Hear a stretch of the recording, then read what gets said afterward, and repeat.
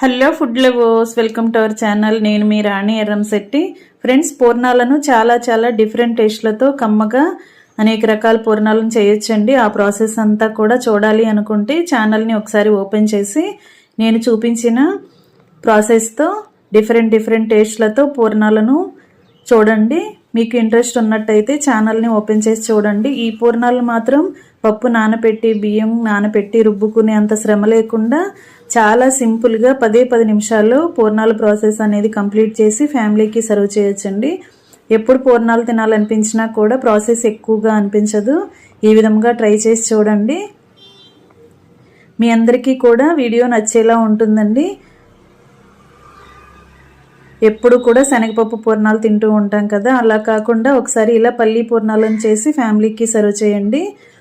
మరొక రెసిపీతో మళ్ళీ కలుద్దాం. Thanks for watching. నేను మీ రాణి ఎర్రంశెట్టి.